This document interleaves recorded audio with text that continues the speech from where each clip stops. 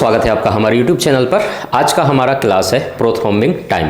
Most important lecture है। इसमें हम क्या क्या देखेंगे कि हम पीटी टेस्ट क्यों परफॉर्म करते हैं, क्यों ज़रूरी है। इसके अलावा अगर प्रोथ्रोम्बिंग टाइम बढ़ा हुआ आता है तो क्यों आएगा, ये भी हम सीखेंगे। इसके साथ साथ प्रोथ्रोम्बिंग टाइम का प्रोसीजर क्या है, सैंपल कैसे कलेक्ट करते हैं, उसके बाद इसका प्रोसेस क्या है, मतलब प्रोथ्रोम्बिंग टाइम को हम टेस्ट को परफॉर्म कैसे करेंगे, ये भी हम आज की क्लास में देखने वाले हैं। इससे पहले हमने बहुत कुछ सीखा है। अगर आप हमें कंटिन्यू फॉलो कर रहे हैं तो आप लोगों ने देखा होगा हमारे लेक्चर में कि हमने देखा था कि ब्लड का क्लॉटिंग कैसे होता है। ब्लड क्लॉटिंग का मैकेनिज्म हमने सीख लिया था। उसी में हमें ये भी देखना है कि अगर ब्लड क्लॉटिंग का मैकेनिज्म में कहीं कोई गड़बड़ है तो उसका कारण क्या है, उसको पता लगाने के लिए हमें क्या है, डायग्नोसिस करना पड़ेगा या फिर टेस्ट परफॉर्म करना पड़ेगा। उसी में सबसे इंपॉर्टेंट टेस्ट आता है हमारा कौन सा, प्रोथ्रोम्बिंग टाइम, या इसको आप शॉर्ट में बोल देते हैं पीटी टाइम। जब भी आपको टेस्ट लिख करके आएगा तो पीटी टेस्ट या पीटी टाइम टेस्ट इस तरीके से लिख करके डॉक्टर सजेस्ट आपको करता है। तो जब हम देख रहे थे उसमें हमने देखा था कि कहीं भी अगर आपको इंजरी हुआ है या चोट लगा है तो होगा क्या, आपको ब्लीडिंग होगा। ब्लीडिंग होगा तो कुछ समय बाद वो क्लॉट भी हो जाएगा या ब्लीडिंग स्टॉप हो जाएगा। क्यों हो जाता है, क्योंकि क्लॉटिंग मैकेनिज्म एक्टिवेट हो जाते हैं या क्लॉट हो जाता है, जिस कारण से ब्लीडिंग हमेशा नहीं होते रहता है, क्लॉट हो जाता है। सिंपल है। इतनी बातें हमने समझी थी कि कैसे कैसे होता है, वो सारी चीज़ें हमने देख लिया था। जिसमें हमने देखा था कि इंपॉर्टेंट चीज़ हमारा क्या है, प्लेटलेट्स इंपॉर्टेंट होता है जो कि क्लॉट फॉर्मेशन में मदद करता है। इसके अलावा हमने देखा था क्लॉटिंग फैक्टर। क्या देखा था, क्लॉटिंग फैक्टर 13 क्लॉटिंग फैक्टर जो कि मोस्ट इंपॉर्टेंट है। उसमें हमने देखा था एक्सटेंसिक और इंट्रिंसिक पाथवे। उसमें एक आता है हमारा कौन सा, इंट्रिंसिक, और दूसरा आता है कौन सा, एक्सटेंसिक पाथवे। ये दोनों पाथवे हमने देखा था। ये हमारा कौन सा, इंट्रिंसिक पाथवे और एक्सटेंसिक पाथवे। अब जो आज हम पढ़ने वाले हैं वो पढ़ने वाले हैं कि पीटी या प्रोथ्रोम्बिंग टाइम जो है हम टेस्ट परफॉर्म कर रहे हैं वो किसके लिए कर रहे हैं या उसमें हमें क्या मिलेगा, सबसे इंपॉर्टेंट चीज़। ठीक है, तो वो हम परफॉर्म करेंगे। ये इस चार्ट में आप देख पा रहे होंगे कि पीटी टेस्ट यहाँ पर लिखा हुआ है। इसका मतलब एक्सट्रिंसिक पाथवे को डायग्नोस करने के लिए या इसमें कोई खराबी तो नहीं है उसको पता लगाने के लिए हमें कौन सा टेस्ट परफॉर्म करना पड़ेगा, पीटी या प्रोथ्रोम्बिंग टेस्ट परफॉर्म करना पड़ेगा। उसी तरीके से इंट्रिंसिक पाथवे को अगर हमें इसमें कोई गड़बड़ है या नहीं है, कोई भी क्लॉटिंग फैक्टर का अगर एबनॉर्मल है या क्लॉटिंग फैक्टर 13 क्लॉटिंग फैक्टर है, 13 क्लॉटिंग फैक्टर की मदद से ही, हम उसमें नहीं जा रहे हैं डिटेल में क्योंकि हम ऑलरेडी वो क्लास पढ़ चुके हैं, सिंपल है। तो 13 क्लॉटिंग फैक्टर के मदद से ही एक्सटेंसिक और इंट्रिंसिक दोनों पाथवे मिल करके, और ये सीरीज में पूरा चलता है, कॉमन पाथवे आता है, उसके बाद फाइनल आपका थ्रोम्बिन क्लॉट फॉर्मेशन होता है। क्लियर है। अगर इन क्लॉटिंग फैक्टर में किसी की भी एबनॉर्मलिटीज है, किसी एक का भी, तो ये पूरा का पूरा क्लॉटिंग मैकेनिज्म क्या हो जाएगा, गड़बड़ हो जाएगा। सिंपल है, इतना बात आपको समझ में आ गया। उन्हीं चीज़ों को पता लगाने के लिए हम ये सारे टेस्ट परफॉर्म करते हैं लेबोरेटरीज के अंदर। उसमें इंपॉर्टेंट चीज़ आपका पीटी टेस्ट जो है आपका आ जाता है किसमें, एक्सटेंसिक। तो एक्सटेंसिक पाथवे जैसे चोट लगता है तो आपको पता है कि चोट डायरेक्ट वेसल्स में तो लगेगा नहीं, अधिकतर चोट आपका बाहर से ही आता है। बाहर से जब जाएगा तो टिश्यू भी उसमें क्या होगा, डैमेज होगा। जब टिश्यू डैमेज होता है तो उसमें हमने देखा था एक्सटेंसिक पाथवे एक्टिवेट होता है, जिसमें आपका tissue thromboplastin most important clotting factor number 3 है ना। तो यहाँ से हमारा स्टार्ट होता है। उसके बाद जो क्लॉटिंग फैक्टर इंपॉर्टेंट है वो कौन सा है, 7 नंबर का। क्लियर है। तो सबसे इंपॉर्टेंट हमारा यहाँ पर जिसको हम पता लगाना है वो है क्लॉटिंग फैक्टर नंबर 7 प्रॉपर तरीके से वर्क कर रहा है या नहीं कर रहा है, जो कि हमें प्रोथ्रोम्बिंग टाइम जब हम टेस्ट परफॉर्म करेंगे उसमें हमें मालूम चलेगा। तो इतना आपको समझ में आ गया कि हम क्लॉटिंग फैक्टर जो हम देख रहे हैं उसमें से सबसे इंपॉर्टेंट चीज़ है हमारा एक्सटेंसिक पाथवे में 7 नंबर का क्लॉटिंग फैक्टर। वो क्यों इंपॉर्टेंट है अभी हम आगे जा करके डिटेल में समझेंगे। तो इतना आपको समझ में आ गया कि भाई हम एक्सटेंसिक पाथवे को इसमें इंपॉर्टेंट दे रहे हैं कि एक्सटेंसिक पाथवे में कोई खराबी तो नहीं है या कोई एबनॉर्मलिटीज़ तो नहीं है, उसके लिए हमें प्रोथ्रोम्बिंग टेस्ट को परफॉर्म करना है। इसका अगर नॉर्मल वैल्यू की बात करेंगे तो 11 से, कई किताबों में 11 से 14 या 16 अलग अलग आपको देखने को मिलेगा, लेकिन थोड़ा बहुत ही अंतर आता है। सेकेंड्स में हम इसको देते हैं कि 11 से 14 सेकेंड्स के अंदर ये क्लॉट हो जाना चाहिए जब हम टेस्ट परफॉर्म करते हैं, तो ये इसकी नॉर्मल वैल्यू होता है। तो ये आप लोगों को पता होना चाहिए, कई बार कंपटीशन एग्जाम में भी पूछा जाता है, इसलिए आपको एक एक चीज़ आपको याद रखना है। कंपटीशन एग्जाम में क्या सवाल बन सकता है या फिर आपके कॉलेज में जब पूछेगा तो उसमें भी कैसे सवाल बनेंगे उसको भी हमें डिटेल में देखना होगा। तो इतनी बात आपको समझ में आ गई इंट्रोडक्शन। अब हम बात करते हैं, जैसे कि हमने ये सारा चीज़ देख लिया था, आप लोगों को पता है कि इंट्रिंसिक पाथवे एक्सट्रिंसिक पाथवे किस तरीके से एक दूसरे को एक्टिवेट करते हुए फाइनल आपका फिब्रिन का क्लॉट जो है फॉर्मेशन होता है। तो इसमें हम दोबारा से नहीं जाएंगे, थोड़ा सा हम बता देते हैं कि इंट्रिंसिक पाथवे यहाँ पर आपको दिख रहा होगा, इंट्रिंसिक पाथवे बहुत लॉन्ग है ना, इसमें बहुत सारे क्लॉटिंग फैक्टर हैं, लेकिन जब आप एक्सट्रिंसिक पाथवे को देखने जाएंगे तो बहुत शॉर्ट है। शॉर्ट होने के कारण ये क्या है, फास्ट होता है ना, जल्दी हो जाता है, फास्ट वाला है।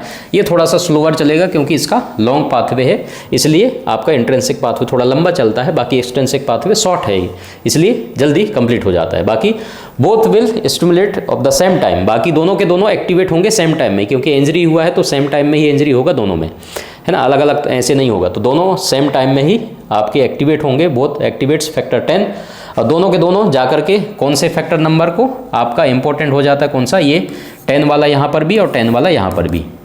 क्लियर है। And the result of formation of thrombin which the converts fibrinogen into fibrin, जो कि आपका कौन सा है, प्रोथ्रोम्बिन से थ्रोम्बिन और फिब्रिनोजन से फिब्रिन क्लॉट फॉर्मेशन होता है। तो ये हमने सारा चीज़ देख लिया था। आगे बढ़ें। अब देखो, हमें ब्लीडिंग डिसऑर्डर को देखना है, तो सबसे इंपॉर्टेंट चीज़ ये है कि ब्लीडिंग डिसऑर्डर, इसका मतलब होता है कि आपको इंजरी हुआ और कंटिन्यूअस ब्लड आपका बहते ही जा रहा है, वो क्लॉट नहीं हो रहा है, इसको हम बोल देते हैं क्या, ब्लीडिंग डिसऑर्डर। अब ब्लीडिंग डिसऑर्डर कौन कौन से कंडीशंस में होंगे, सबसे इंपॉर्टेंट चीज़ इसको समझो। तो सबसे पहला चीज़ है आपका वेसल्स डिफेक्ट्स, प्लेटलेट डिसऑर्डर और फैक्टर डेफिशिएंसी। तो वेसल्स डिफेक्ट्स में अगर जाएंगे तो सिंपल तौर पे आपका ब्लड वेसल्स में कहीं कोई अगर खराबी है, एबनॉर्मलिटीज़ है, तो ये आपका वेसल्स डिफेक्ट्स होगा, जिसके कारण आपका ब्लीडिंग डिसऑर्डर होगा। दूसरा है आपका प्लेटलेट्स डिसऑर्डर, प्लेटलेट्स की वैल्यू कम आ रहा है, बहुत सारे कारण हो सकते हैं, वो सारे कारण लिखे हुए हैं, ये आप बाद में जाकर के पढ़ सकते हैं। वेसल्स डिफेक्ट्स में आपका विटामिन सी की डेफिशिएंसी हो गया, बैक्टीरियल हो गया, वायरल हो गया, इन्फेक्शन या एक्वायर्ड हो गया, इस वजह से आपके क्या है, वेसल्स का डिफेक्ट्स हो सकता है। प्लेटलेट्स की बात करें तो मोस्ट इंपॉर्टेंट चीज़ आपका कौन सा होता है, प्लेटलेट्स ही होता है। क्लियर है, क्योंकि प्लेटलेट्स इंपॉर्टेंट रोल है उसका, हमने सारा चीज़ देख लिया था। तो अगर प्लेटलेट्स एबनॉर्मलिटीज हो गया, थ्रोम्बोसाइटोपिनिया कंडीशन कॉज होगा, है ना, ड्रग इंड्यूस कर रहे हैं, बोन मैरो फेलियर है, ये सारे कारण हो सकते हैं कि जिसके कारण से आपका प्लेटलेट्स एबनॉर्मल हो गया, उस वजह से भी आपका ब्लीडिंग डिसऑर्डर हो सकता है। दो इंपॉर्टेंट कारण हो गया, ये ऑब्जेक्टिव क्वेश्चन में ऐसे ही आपको पूछा जाता है, इसलिए आप पढ़िएगा इसको।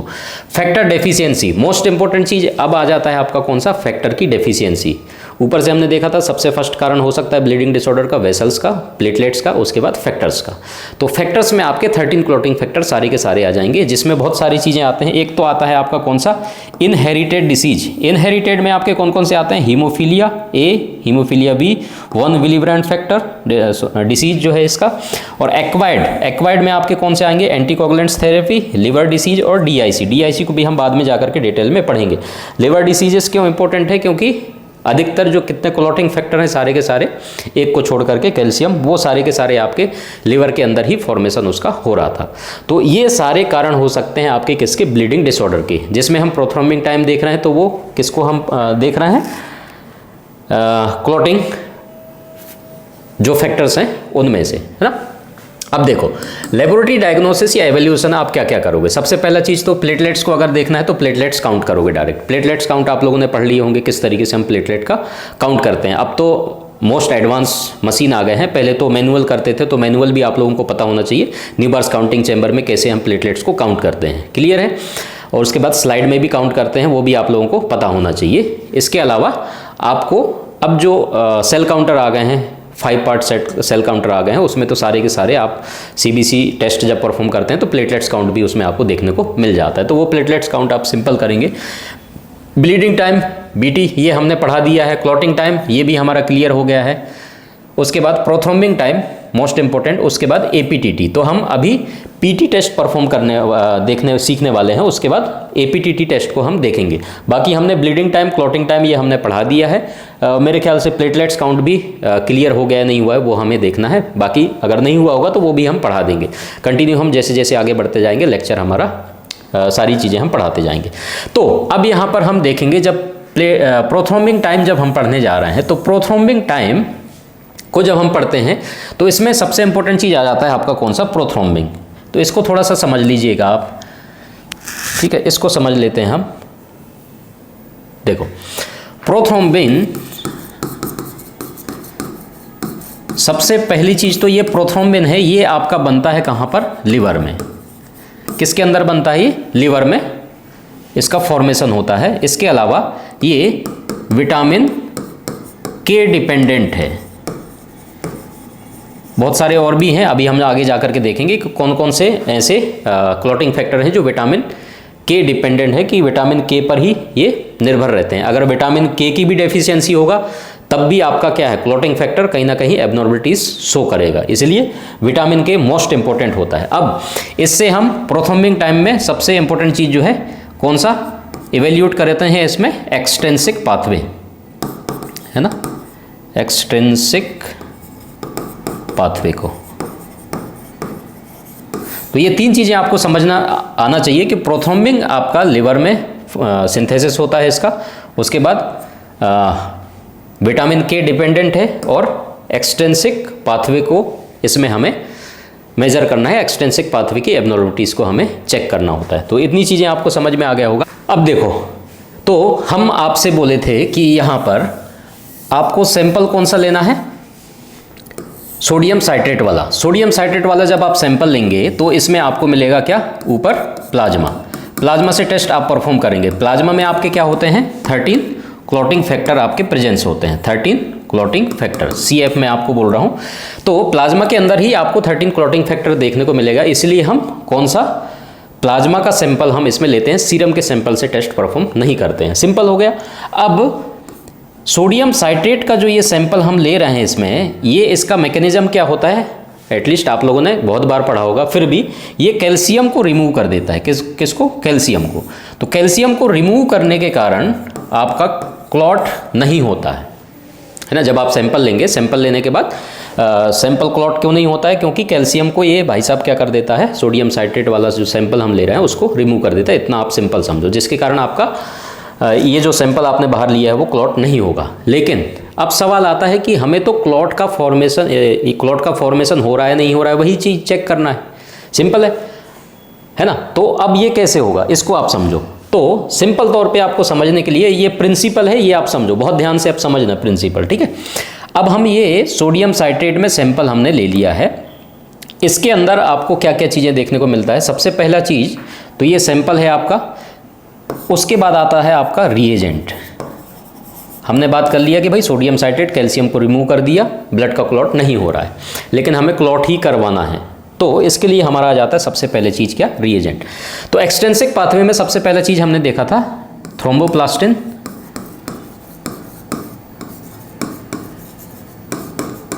टिश्यू थ्रोम्बोप्लास्टिन मोस्ट इंपॉर्टेंट था, क्लियर।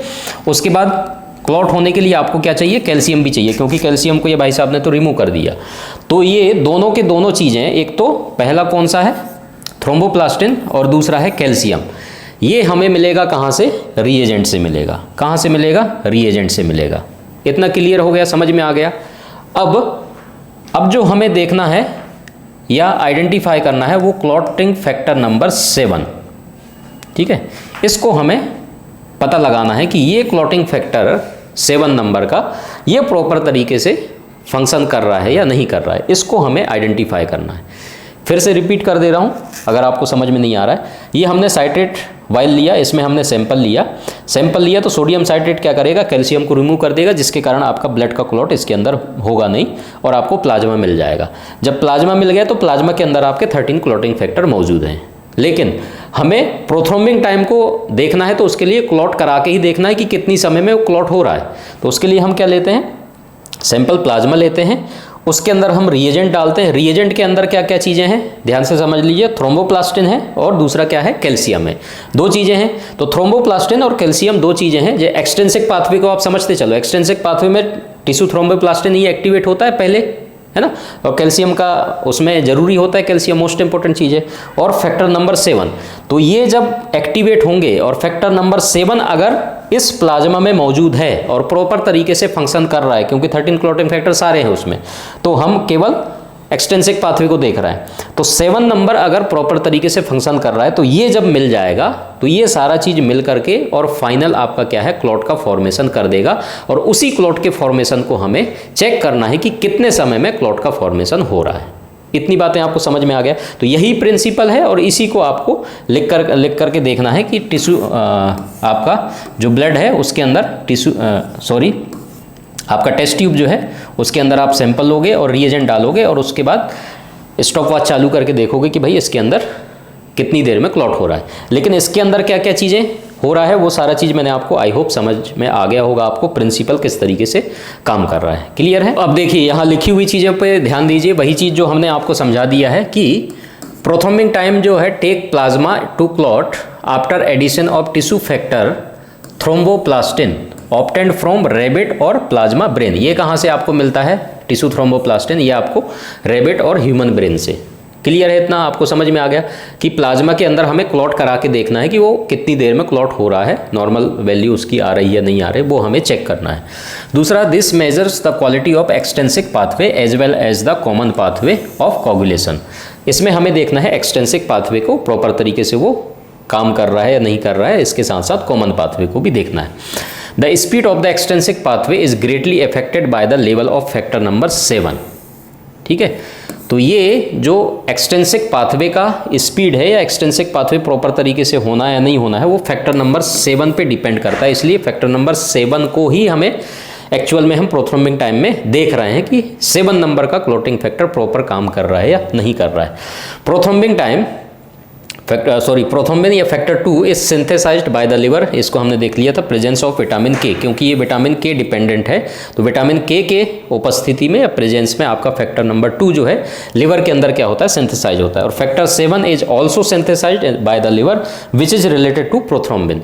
तो फैक्टर जो 7 है ये आपका सिंथेसाइज्ड होता है लिवर के अंदर, जैसा कि फैक्टर आपका प्रोथ्रोम्बिन हो रहा था 2 नंबर का, which is related to prothrombin, जो किससे रिलेटेड होता है, प्रोथ्रोम्बिन से रिलेटेड होता है। तो ये सारा कुछ आपका इंट्रोडक्शन है जो कि बहुत आसान था समझना और इसको आपको पता भी होना चाहिए। अब हम इस टेस्ट को परफॉर्म क्यों करते हैं या डॉक्टर इस टेस्ट को परफॉर्म क्यों कराता है हमसे? सबसे इंपॉर्टेंट चीज़ है use to monitor oral anticoagulant therapy warfarin.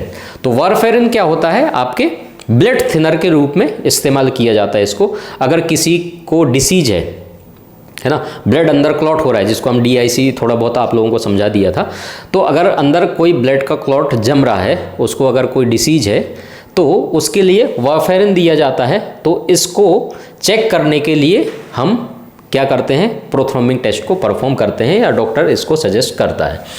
दूसरा है when patient who is not taking anticoagulant drug has signs symptoms of bleeding disorder. कोई वो एंटीकोगुलेंट्स नहीं ले रहा है उसके बाद भी अगर उसको ब्लीडिंग डिसऑर्डर के सिम्टम्स दिख रहे हैं, ब्लीडिंग हो रहा है, ब्लड क्लॉट नहीं हो रहा है, तब भी इस टेस्ट को डॉक्टर सजेस्ट करेगा और हमें टेस्ट को परफॉर्म करना रहता है। When a patient is to undergo an invasive medical procedure such as surgery, और अगला क्या है आपका सर्जरी अगर हो रहा है तब भी इस टेस्ट को परफॉर्म करना रहता है, देखना रहता है कि प्रॉपर तरीके से क्लॉटिंग अपने टाइम पे हो रहा है या नहीं हो रहा है। तो सर्जरी से पहले भी जब भी आप किसी का सर्जरी होने वाला रहता है तो आपके पास वो टेस्ट आता है कि prothrombin time, bleeding time, clotting time, ये सारे के सारे टेस्ट डॉक्टर परफॉर्म करवाता है। समझ में आ रहा है? तो ये कब भी होगा, आपका सर्जरी होगा उससे पहले ये टेस्ट परफॉर्म करना इंपॉर्टेंट हो जाता है।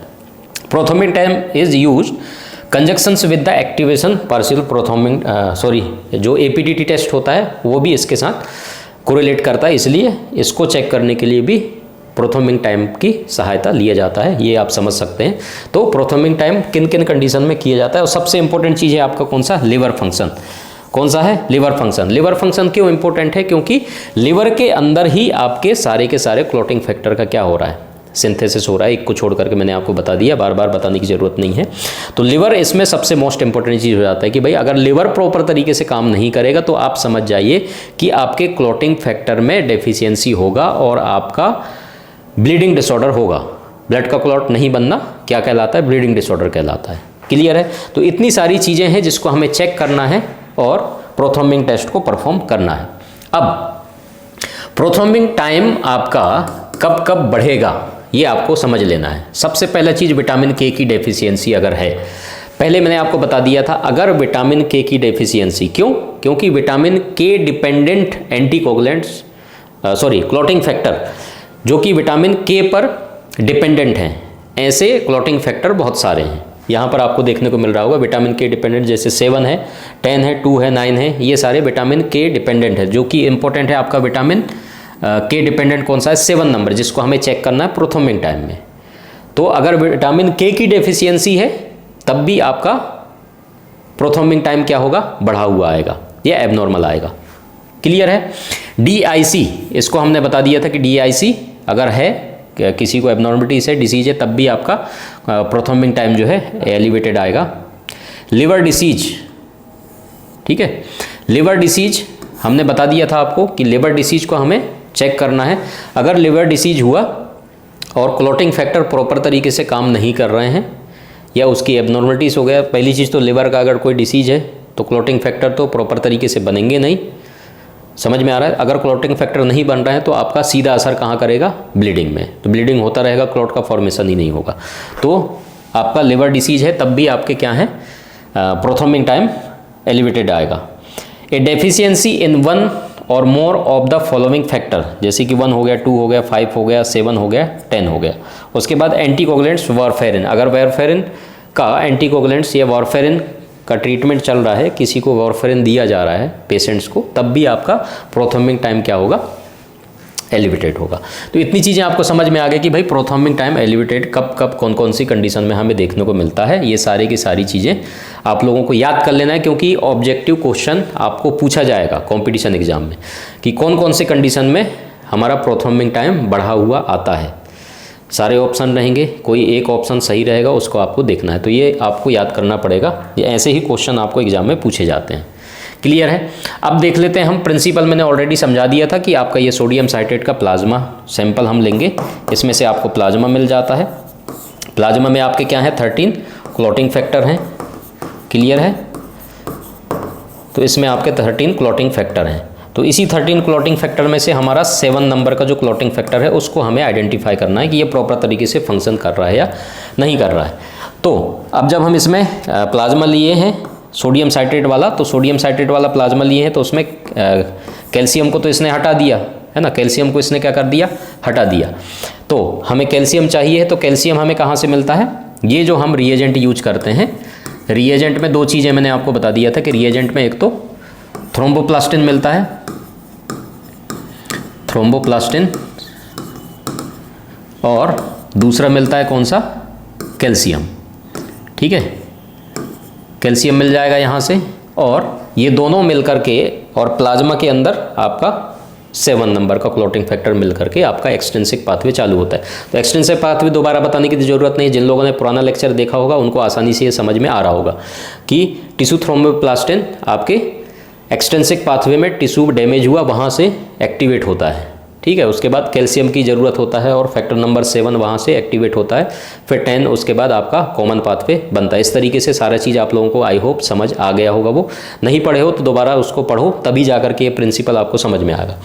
तो हमने ये सैंपल लिया प्लाज्मा, रिएजेंट ये लिया, सैंपल में हमारा क्या मिला, क्लॉटिंग फैक्टर नंबर 7, और रिएजेंट में हमें थ्रोम्बोप्लास्टिन और कैल्शियम मिल गया। ये तीनों चीज़ें मिलकर के आपका क्या कर देगा, क्लॉट का फॉर्मेशन कर देगा। और कितनी देर में क्लॉट का फॉर्मेशन हो रहा है, स्टॉपवॉच चालू करेंगे और देखेंगे। ठीक है, इस तरीके से लाइट सोर्स रहेगा प्रॉपर तरीके से, उसमें हम चेक करके देखेंगे कि प्रॉपर तरीके से कितनी देर में क्लॉट फॉर्मेशन हो रहा है, और वही टाइम हमें क्या कर लेना है, नोट कर लेना है। तो ये तो मैनुअल प्रोसीजर है, मैनुअल प्रोसीजर आपको लिखना रहता है। बाकी अब तो ऑटोमेटिक मशीन आ गए हैं, उसके अंदर ये सारे टेस्ट परफॉर्म होते हैं। तो लेकिन मैनुअल चीज़ें आप लोगों को पता होना चाहिए। प्रिंसिपल मोस्ट इंपॉर्टेंट है, प्रिंसिपल जब आपको समझ में आएगा तभी आपको बातें समझ में आएगी। आजकल क्या होते हैं, बच्चे जितने पढ़ रहे हैं उनको सारे एडवांस मशीनें अवेलेबल हो रहा है। इससे नुकसान क्या हो रहा है कि प्रिंसिपल उसके अंदर क्या क्या चीज़ हो रहा है, कितने अमाउंट में रिएजेंट ले रहे हैं, कितना सैंपल ले रहे हैं, उनको पल्ले ही नहीं पड़ता है। समझ में आ रहा है। पहले समय में क्या होता, सारी चीज़ें मैनुअल टेस्ट होते थे या सेमी ऑटोमेटिक होते थे। उसमें क्या होता था, खुद लैब टेक्नीशियन सैंपल लेता था, रिएजेंट मिक्स करता था, और थोड़ा बहुत उसको ज्ञान होता था कि कितने अमाउंट में लेना है, इंक्यूबेट करना है, इंक्यूबेशन क्यों ज़रूरत है, है ना। प्रिंसिपल पढ़ते थे कि हाँ भाई रिएजेंट में ये चीज़ें हैं और सैंपल मिला करके फलाना कलर फॉर्मेशन करेगा। अधिकतर बायोकेमिस्ट्री में ज़्यादा इंपॉर्टेंट हो जाता है ये, और फिर वो सारी चीज़ें उसको पता होता था। अब क्या है, एडवांस मशीनें आ गए तो मशीन में तो कुछ करना नहीं है, सैंपल डाल दो, कमांड दे दो, सारा टेस्ट परफॉर्म करके आपको रिजल्ट दे देता है। समझ में आ रहा है, तो उसमें कुछ करना ही नहीं होता है। तो हम इसमें गॉटकर के किताब से आपको समझा रहे हैं कि मेथड, इसमें क्विक मेथड से हम टेस्ट परफॉर्म कर रहे हैं। नॉर्मल रेंज इसका 14 से 15, 16 प्लस माइनस यहाँ दिया है, तो कम ज़्यादा आप कर सकते हो इसको। 11 जैसे कि मैंने पहले बताया था सेकेंड्स में होता है ना। उसके बाद स्पेसिमेन के तौर पे हम साइटेटेड प्लाज्मा लेंगे, यही सैंपल लेना है, क्योंकि कोगुलेशन प्रोफाइल जब हम चेक करते हैं तो साइटेटेड प्लाज्मा ही इसमें इस्तेमाल किया जाता है। अब प्रिंसिपल वही चीज़ है जो मैंने आपको समझा दिया, शॉर्ट में फिर बता दे रहा हूँ। डिटरमाइन करते हैं इसमें क्लॉटिंग टाइम को प्लाज्मा के अंदर, जो कि ऑप्टिमल कंसंट्रेशन में आपका थ्रोम्बोप्लास्टिन है। देख लो, थ्रोम्बोप्लास्टिन मिल गया, जो आपको कहाँ से मिलता है, रैबिट ब्रेन से, है ना। Efficiency of extensive clotting system. उसके बाद थ्रोम्बोकाइनेज प्रिपरेशन कंटेनिंग कैल्शियम, और जब हम थ्रोम्बोकाइनेज जो प्रिपरेशन करते हैं रिएजेंट, है ना, रिएजेंट की बात हो रहा है, उसमें आपको क्या मिल जाता है, कैल्शियम मिल जाता है। कैल्शियम इंपॉर्टेंट है। Is added to citrated plasma of the patient blood, जिसको हम ऐड करेंगे किसमें, पेशेंट के ब्लड में। In the presence of factor number 7, देख लो, है ना। तो थ्रोम्बोप्लास्टिन और कैल्शियम तो हमें रिएजेंट के अंदर मिल ही गए हैं। अब अगला आता है आपका फैक्टर नंबर 7, जो कि कहाँ से मिलेगा, आपके प्लाज्मा से, है ना। प्लाज्मा में अगर ये क्लॉटिंग फैक्टर नंबर 7 है तो स्टेज 2 जो कि कोगुलेशन की मैकेनिज्म है वो ट्रिगर हो जाता है और आपका क्लॉटिंग टाइम स्टार्ट हो जाता है। समझ में आ रहा है। तो क्लॉटिंग टाइम को हमें क्या करना है, रिकॉर्ड करना है, वही चीज़ है। सिंस फैक्टर नंबर आपका 12, 11 और 8 और प्लेटलेट्स, है ना, अगर इसको बाईपास कर दिया जाए, the test depend upon the activity of factor number 7, 5, 10 और 2 एंड 1, है ना। डेफिशिएंसी ऑफ एनी फैक्टर्स में cause prolong clot formation this test. अगर इनमें से कोई भी क्लॉटिंग फैक्टर का डेफिशिएंसी है तो आपका क्लॉट का फॉर्मेशन जो है बहुत देर से होगा, है ना। प्रिंसिपल मोटे मोटे तौर पे आप इन्हीं चीज़ों को समझो जो कि मैंने पहले ही बता दिया था, वही चीज़ें यहाँ पर लिखा हुआ है ना। रिक्वायरमेंट्स में क्या क्या होंगे आपके, वाटर बाथ होगा 37 डिग्री टेम्परेचर मेंटेन करने के लिए, क्योंकि इंक्यूबेशन की ज़रूरत होगा इसमें। स्टॉप वॉच चाहिए, चालू करोगे स्टॉप वॉच तभी देखोगे कि कितनी देर में क्लॉट हो रहा है। टेस्ट ट्यूब चाहिए होगा, इंपॉर्टेंट है। ब्रेन थ्रोम्बोप्लास्टिन और कॉमर्शियली अवेलेबल थ्रोम्बोकाइनेज टैबलेट्स आते हैं, ठीक है। अलग अलग रिएजेंट्स होते हैं, अलग अलग उसका तरीका होता है या प्रोसीजर होता है बनाने का, लेकिन आजकल कॉमर्शियली अवेलेबल होने लगा। एक ही उसमें कंट्रोल भी आता है और एक ही रिएजेंट्स आता है, मिक्स करना नहीं रहता। लेकिन इसमें हमें दो चीज़ें अलग अलग बनाना होगा। उसके बाद आपका 0.1 ग्राम क्या है, कैल्शियम क्लोराइड है। कैल्शियम क्लोराइड अलग से हमें लेना रहता है, मिक्स करना रहता है। इस प्रोसीजर की बात हम कर रहे हैं, है ना। अब तो ऑटोमेटिक मशीन के द्वारा आने लगे तो उसमें ये सारा तामझाम करना नहीं होता है। अब हम प्रोसीजर की बात कर लेते हैं। प्रोसीजर ध्यान से समझो, सिंपल है। एक टेस्ट ट्यूब लेना है आपको, 2 टेस्ट ट्यूब की ज़रूरत होगा। एक टेस्ट ट्यूब आपने लिया, इसमें आपने क्या ले लिया है, 2 ml कैल्शियम क्लोराइड लिया है। कितना, इसमें आपने 2 ml कैल्शियम क्लोराइड लिया हुआ है। क्लियर है, इतना आप समझ लो। ये हमारा पहला काम हो गया कैल्शियम क्लोराइड, और इसको 37 डिग्री टेम्परेचर पे आपको इंक्यूबेट कर देना है। कितने में, ये पहला प्रोसीजर, पहला स्टेप है। एक टेस्ट ट्यूब लिया, 2 ml कैल्शियम क्लोराइड डाला और उसके बाद 37 डिग्री टेम्परेचर पे आपको ने इसको इंक्यूबेट कर देना है। सिंपल है। अब दूसरा पिपेट्स आपको दूसरा टेस्ट ट्यूब आपको लेना है। यहीं पर बना देता हूँ, इधर बना देता हूँ। हाँ, ये आपने दूसरा टेस्ट ट्यूब लिया है। दूसरा नंबर प्रोसीजर समझो, पहला आपने समझ लिया। इसमें 0.1 ml आपको प्लाज्मा लेना है स्मॉल टेस्ट ट्यूब में। कितना, 0.1 ml प्लाज्मा, ठीक है। 0.1 ml आपने इसमें प्लाज्मा लेना है। उसके बाद ऐड करना है 0.1 ml brain thromboplastin and mix, जो आपको 0.1 ml क्या है, रिएजेंट जो आया है आपके पास कॉमर्शियली अवेलेबल है, वो थ्रोम्बोप्लास्टिन है, उसको आपको इसके अंदर ऐड कर देना है। तो 2 चीज़ें ऐड कर दिया आपने दूसरे टेस्ट ट्यूब में, ये आपका ऐड हो गया। 0.1 0.1 दोनों के दोनों सेम है। एक तो प्लाज्मा और जो रिएजेंट कॉमर्शियली अवेलेबल था थ्रोम्बोप्लास्टिन, वो आपने ऐड करके मिक्स कर दिया। 2 अलग अलग टेस्ट ट्यूब हैं, वो आपका इंक्यूबेट हो रहा है। ये इसमें 2 चीज़ें डाल करके आपने छोड़ दिया। है ना। 2 मिनट तक आपको वेट करना है, लिखा होगा मेरे ख्याल से, वेट करना है 2 मिनट तक लिखा हुआ है। अब क्या करना है आपको, देखो सिंपल, अब आपको प्रोसीजर समझ में आना है। 0.1 ml pre warmed calcium chloride solution mix करना है और स्टार्ट स्टॉपवॉच। देखो ये हमारा दूसरा टेस्ट ट्यूब था जिसमें हमने प्लाज्मा लिया है और रिएजेंट लिया है जो कि थ्रोम्बोप्लास्टिन है, ये हमने लेकर के रखा हुआ है इसमें। और ऑलरेडी हमारा एक टेस्ट ट्यूब में क्या है, कैल्शियम क्लोराइड है ना, 37 डिग्री टेम्परेचर पे इंक्यूबेट करने रख दिया था। अब यहाँ से हमें उठाना है 1 ml calcium chloride. 0.1 ml calcium chloride हमें यहाँ से उठा करके इस टेस्ट ट्यूब के अंदर ऐड करना है। और जैसे ही ऐड आप करोगे, ठीक है, उसके बाद स्टॉप वॉच आपको चालू कर देना है और लाइट सोर्स में इस तरीके से टिल्ट करके, तिरछा करके, ऐसे करके इस तरीके से मिक्स करते हुए उसको क्लॉट को देखना है कि कितनी देर में क्लॉट आपका फॉर्मेशन हो रहा है। जैसे ही क्लॉट आपको दिख गया, स्टॉप वॉच क्या कर देना है, बंद कर देना है। सिंपल प्रोसीजर है। तो वही चीज़ें दिया है, कितनी देर में हो रहा है, स्टॉप वॉच चालू कर देना है और आपको टाइम नोट कर देना है, जितनी देर में क्लॉट आपको दिख गया और स्टॉप कर दो। तो कई बार ह्यूमन एरर हो सकता है इसमें, है ना, देखने में हो सकता है या लाइट सोर्स में हो सकता है, जिस कारण से आपका थोड़ा बहुत ऊपर नीचे वैल्यू हो सकता है। तो इसलिए सजेस्ट किया जाता है तो इसको कम से कम 4-5 बार रिपीट करो, जिससे सेम वैल्यू अगर आपका आ रहा है इसका मतलब ठीक ठाक है। तो 5-6 बार अगर आप रिपीट करोगे इस टेस्ट को, तो अगर बढ़ा हुआ आ रहा है तो आपको तो डाउट होगा, वैसे भी एक बार में तो आप टेस्ट का रिपोर्ट दे नहीं दोगे क्योंकि मैनुअल मेथड है ना। तो कम से कम 4-5 बार आप करके देखोगे, हाँ अगर आपको लग रहा है कि बढ़ा हुआ ही आ रहा है तो इसका मतलब प्रोथर्मिंग टाइम उसका बढ़ा हुआ है। और बढ़ने के क्या क्या कारण है वो सारी चीज़ें हमने पढ़ लिया है।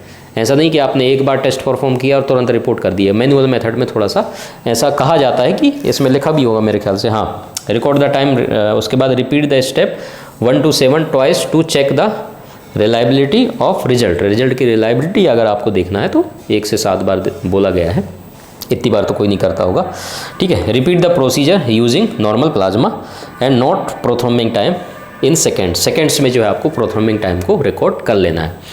समझ में आ रहा है। तो ये हमारा मैनुअल मेथड है, ठीक है। अब तो सिंपल इसका जैसे कि क्विक मेथड है ये हम देख रहे हैं, तो बाकी सिंपल है, रिएजेंट आता है उसी के अंदर सारा चीज़ होता है। इसमें तो हमें कैल्शियम क्लोराइड अलग से लिया है, टेस्ट ट्यूब के अंदर 37 पे मेंटेन करके रखा हुआ है। फिर हमने टेस्ट ट्यूब दूसरा लिया है, उसमें प्लाज्मा ले लिया और रिएजेंट ले लिया, ठीक है। उसके बाद इसको ऐड कर रहे हैं, फिर हमारा टेस्ट परफॉर्म हो रहा है। अब तो क्या है, प्लाज्मा लो, रिएजेंट में ही सब कुछ है, डालो, मिक्स करके देखो क्लॉट हो रहा है कि नहीं हो रहा है, ठीक है।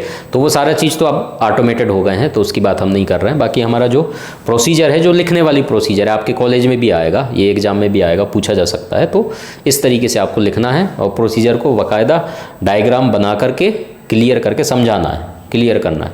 तो इससे ज़्यादा मार्क्स आपको आते हैं। जैसे आप अगर कॉलेज में पढ़ रहे हैं तो इस तरीके से क्लियर समझा करके, और प्रोसीजर जो है आपको समझ में आ गया, वही चीज़ लिखना है। तो लिखना, रट्टाफिकेशन नहीं करना है ना। एक तो वॉल्यूम रटना है, याद करना है कितना कितना कौन कौन सी चीज़ें ले रहे हैं। बाकी एक बार याद हो गया तो लिखना आसान हो जाता है, समझना ज़रूरी है। समझ आ गया तो लिखना बहुत आसान होता है। तो इसके अंदर तो भाई आपको जो एग्ज़ाम कंपटीशन में आने वाली चीज़ें हैं, सबसे पहले चीज़ मैं आपको बता दूं, हो गया ये तो क्लियर है। सबसे पहला चीज़ तो नॉर्मल वैल्यू आपसे पूछेगा, है ना। पीटी प्रोथर्मिंग टाइम टेस्ट हम क्यों परफॉर्म करते हैं, ये आपसे पूछेगा। दूसरा, पीटी की वैल्यू क्यों बढ़ेगा, है ना, ये आपसे पूछेगा। तो ज़्यादातर तो ये हैं। और प्रोसेस में क्या है, रिएजेंट के अंदर से कुछ सवाल पूछ सकता है, जो कि प्रिंसिपल है, वहाँ से सवाल पूछेगा अगर पूछेगा तो बाकी नॉर्मल वैल्यू तो आसान सवाल हो गया है ना। प्रोथर्मिंग टाइम क्यों परफॉर्म करते हैं, क्या क्या चीज़ों को देखने के लिए करते हैं। तो एक्सटेंसिव पाथवे मैंने आपको बता दिया, फैक्टर नंबर 7 है, उसमें मोस्ट इंपॉर्टेंट है ना। बाकी कॉमन पाथवे भी है। पीटी वैल्यू कब बढ़ेगा, एलिवेटेड, जो मैंने आपको समझा दिया है। उसके बाद प्रिंसिपल भी आपको अच्छे से समझा दिया है, प्रिंसिपल के अंदर से भी सवाल बन सकता है। तो इतना तो है, जितना हमने पढ़ा है या समझा है, तो उसमें से ये सारी चीज़ें आपके कवर हो जाएंगे। तो इतना आपको इसमें से पढ़ना है कंपटीशन एग्ज़ाम के लिए। बाकी लिखने वाली चीज़ें तो सारी है। तो हम जितने क्लासेस लेंगे तो आपका ध्यान इस चीज़ में रहना है कि कंपटीशन एग्ज़ाम को लेते हुए भी जब भी आप पढ़ो तो समझो आप इस बात को कि आपका कंपटीशन एग्ज़ाम और आपका कॉलेज का एग्ज़ाम, दोनों एग्ज़ाम को लेकर के चलना है, तब जा कर के आपको एक्स्ट्रा एफर्ट बाद में नहीं लगाना पड़ेगा। समझ में आ रहा है? अगर आप स्टूडेंट हैं, कॉलेज में पढ़ रहे हैं, तो लेक्चर आप देख रहे हैं, तो हमारा जो पढ़ाने का तरीका होगा वो आपके कंपटीशन एग्ज़ाम में क्या सवाल पूछे जाएंगे और आपके कॉलेज के एग्ज़ाम में क्या सवाल पूछेंगे और कितना पूछेंगे, कैसे लिखना है, उस पर भी फोकस रहेगा। क्लियर है? तो आई होप आपको ये लेक्चर समझ में आया होगा, और समझ में आया है तो लाइक ज़रूर करें वीडियो को, और उसके बाद अपने दोस्तों को भी शेयर करें ताकि वो भी पढ़ सकें। चैनल पे पहली बार आए हैं, सब्सक्राइब जरूर करेंगे, और MCQ बुक अगर आपको किसी को चाहिए तो उसके लिए इस व्हाट्सअप नंबर पे आप संपर्क करेंगे, व्हाट्सअप करना है केवल, तो आपको MCQ बुक की डिटेल जानकारी आपको दे दी जाएगा। ठीक है, थैंक यू सो मच। फिर मिलेंगे नेक्स्ट क्लास में नए टॉपिक के साथ। Thank you so much.